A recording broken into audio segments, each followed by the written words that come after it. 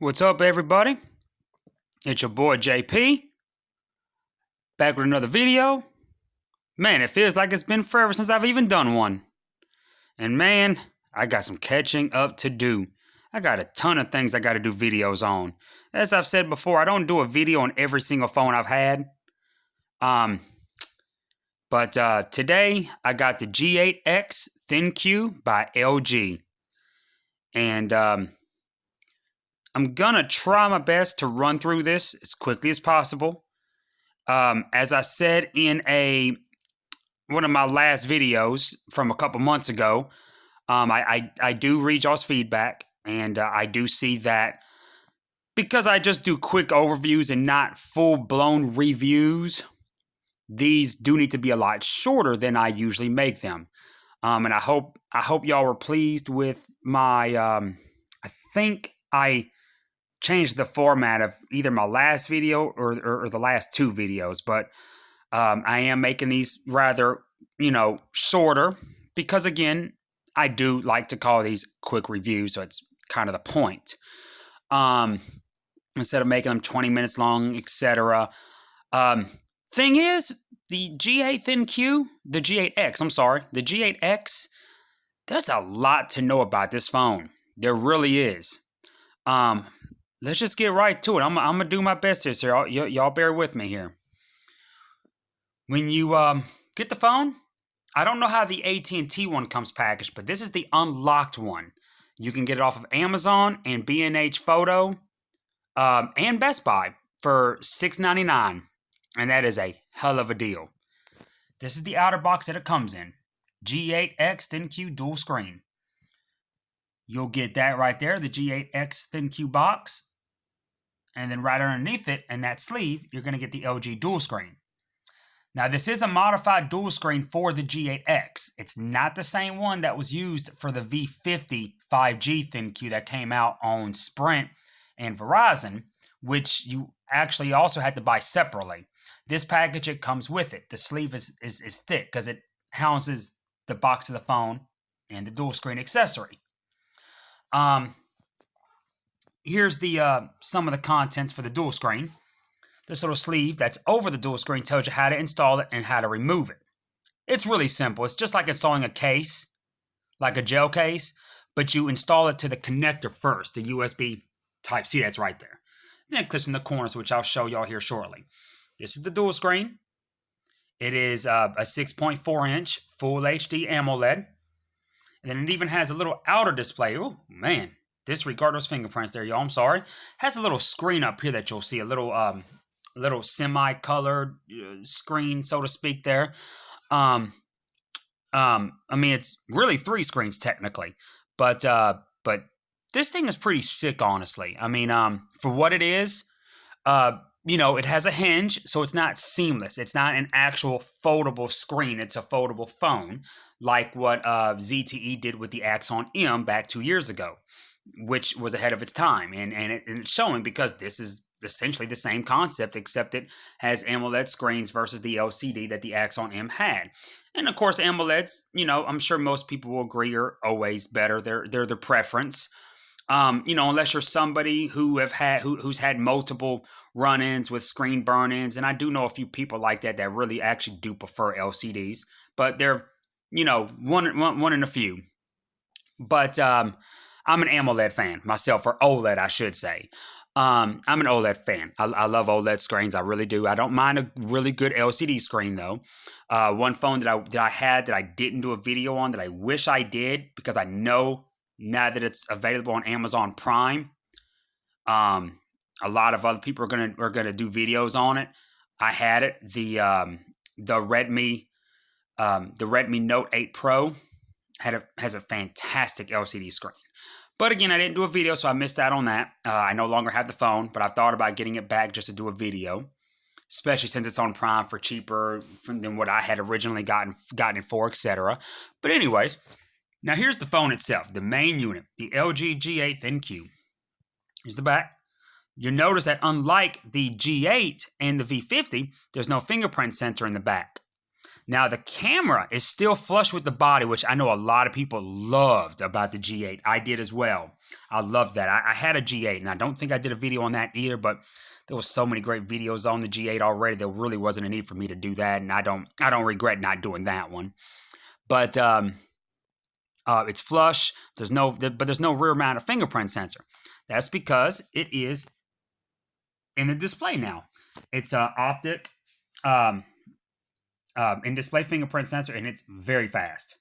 Very fast. I mean, it's literally one of the fastest ones I've used, if not the fastest. I mean, it works really well. You saw the always-on display. Now, you notice here, they went with a teardrop notch instead of the eyebrow notch. So the 3D facial recognition hardware is no longer there. And, you know, most phones with the teardrop notch, like your OnePluses, just use your basic 2D facial recognition, which is very, you know, it's unsecure. It's not going to be used for payments like what the 3D hardware can do, as we've seen with the new Pixel 4 series. They're starting to allow facial recognition for payments like the iPhone's done. And of course, the Pixel 4s were not the first Android phones with facial recognition, because the G8 and the G7 from last year had true 3D secured facial recognition among quite a few other Android phones. Another one, surprisingly, being the, if y'all remember, from over a year ago, the blue Vivo 11 Plus. The Pocophone F1 as well had it. But they want the teardrop notch. Actually, in the settings, I may not be looking correctly, but in the settings, I don't see anything to even add Face ID. Even in the other setting, let me because sometimes if you don't see it in the plain view, you'll see the let's see, trying to find it here. Trying to think. Let's go to secure. Smart lock. A lot of times, if you don't see an option for Face ID, I've found that it's in the smart lock options. But it's not there. Trusted Faces isn't there, and I don't see an option elsewhere. Maybe somebody can come in the comments and correct me on that. I would definitely think that this phone would at least still have Face ID, but of course a 2D, you know, unsecured version of it, you know, like what the OnePluses have, your ZTE Axon 10 Pro has it, other numerous phones that I've used, had some type of, Face ID, even if it wasn't the secure 3D technology. But nonetheless, with the teardrop notch, the technology for 3D facial scan is no longer there, but they do opt for an in-display fingerprint sensor, which is super fast, as I've shown you. No more rear-mounted physical fingerprint sensor. The screen on this, compared to the original G8, the resolution has been downgraded from a Quad HD to a Full HD, but you're getting a 6.4 inch versus a 6.1 inch. You're also getting more real estate on the actual screen itself because of the teardrop notch and not the eyebrow notch. This phone elsewhere, overseas, if I'm not mistaken, is also known as the V50S.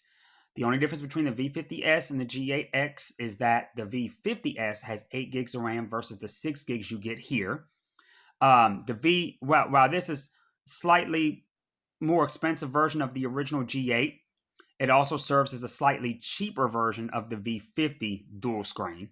Because again, it is the V50S overseas, which the V50 already had a 6.4 inch screen and it was Quad HD. So this is a downgrade from that, not just in resolution. Just resolution, I should say. But you're not getting a bigger screen it's the same size screen, lower resolution. But then again, it is cheaper than the V50 as well. So kind of depends how you look, how you're looking at it.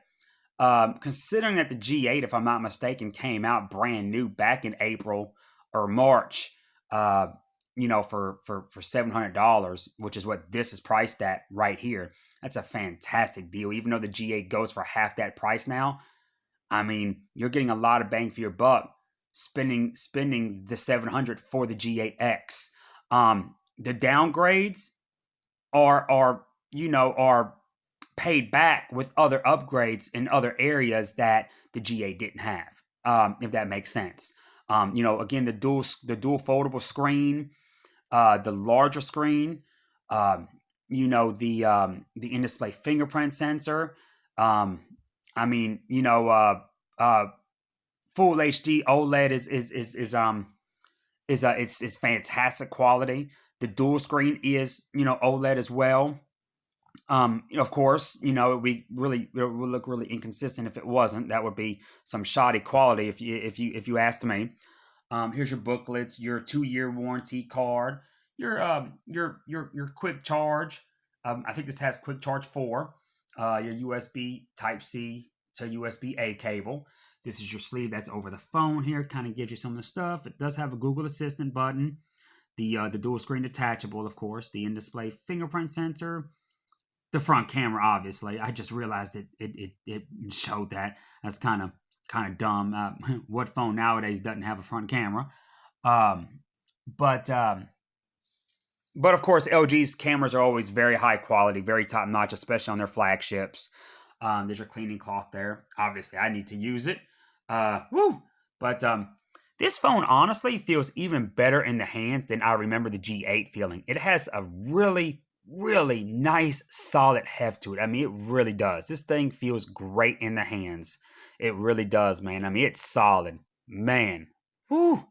Ladies, in my Flossie Carter voice, you know the procedure. This thing is gorgeous. And while the dual screen is thick, don't let it fool you. It's quite elegant. And I'm going to touch on something that I haven't seen in other videos that I already knew this did, but I haven't seen anybody actually show it in the video. And I'm just going to get to it here. Snapdragon 855. By the way, if I didn't already mention the processor. Here's how you kind of connect it here. You just want to slide it into that first. And then you want to tuck the corners in. As such.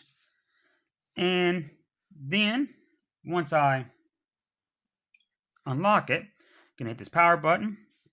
And that's going to power on the dual screen. And there's a lot of videos that show you what you can do between the two screens, how one becomes a Bluetooth controller, or emulates a Bluetooth controller, I should say. And it does that for compatibility. So games don't have to be made specifically for the dual screen, because let's face it, most developers aren't going to do that. Now if this was a Samsung, oh yeah, they'll be all over that. If this was an Apple, oh man, probably be on that probably even quicker than a Samsung. But LG, they are still a top tier brand, but they don't command the prowess that Samsung or Apple does. So unfortunately, developers aren't really going to take advantage of the dual screen, especially game developers, unless there's a lot of money in it for them to be made. So what LG's done is with the gamepad, as you'll see in other videos, because I haven't even tested it myself, but I'm really intrigued by it. I just got this phone, I just set it up, so I haven't really had a chance to really set up any games. And I am a big mobile gamer. I even have Google Stadia coming in tomorrow. And that's great for me because I don't have any of the consoles besides the Switch Lite. I mean, most of my gaming is on my phones, but I was a big time gamer, years ago.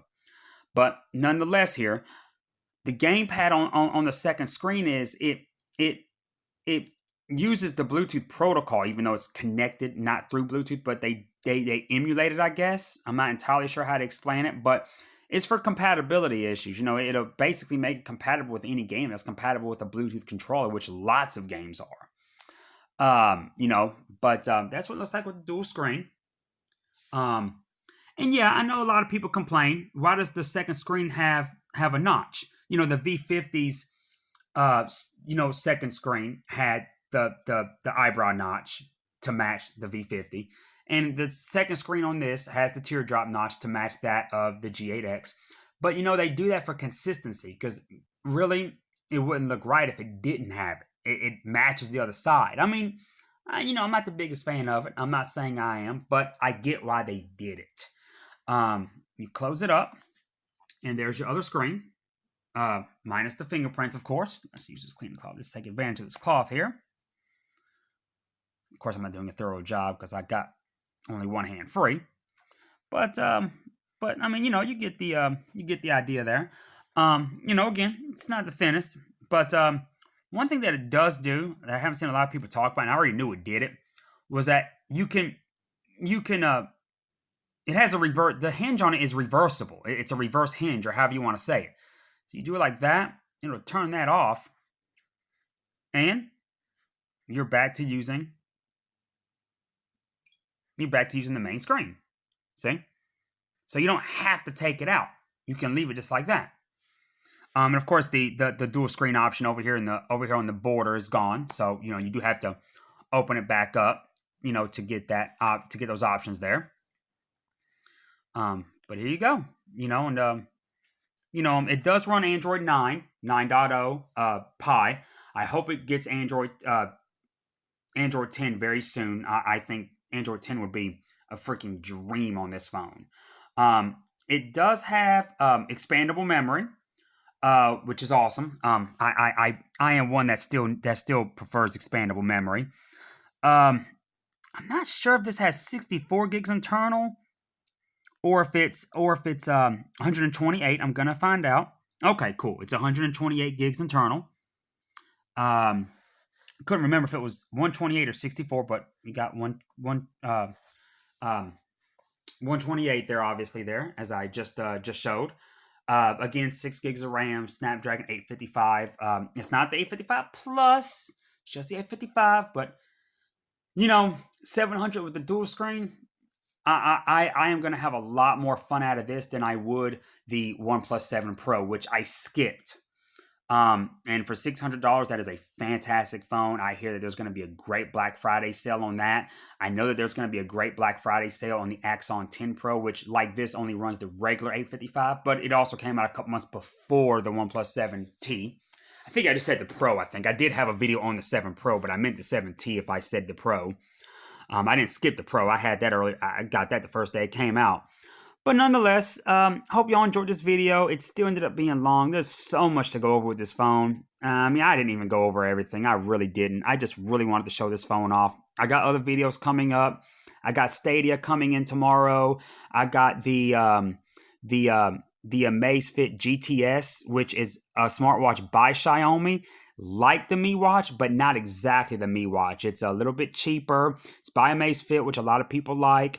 It runs their OS instead of Wear OS. I got that coming. I do have the Google Pixel Go. I have the Pixel 4 XL, the Xiaomi Black Shark 2 Pro, which has the Snapdragon 855 Plus, speaking of which, and also the 855 Plus. I also have the Red Magic 3S that I still got to do a review on as well. Speaking about the ZTE Axon 10 Pro, while I don't have and didn't get the Axon 10 Pro, I do have a video coming up for the ZTE Blade 10 Prime, which is, I guess you could. I like to look at it as a budget version of the Axon 10 Pro. It's actually a great phone. But I hope y'all enjoyed this video. Sorry for its length. Hit me up in the comments. And, let me know what you think. Peace out.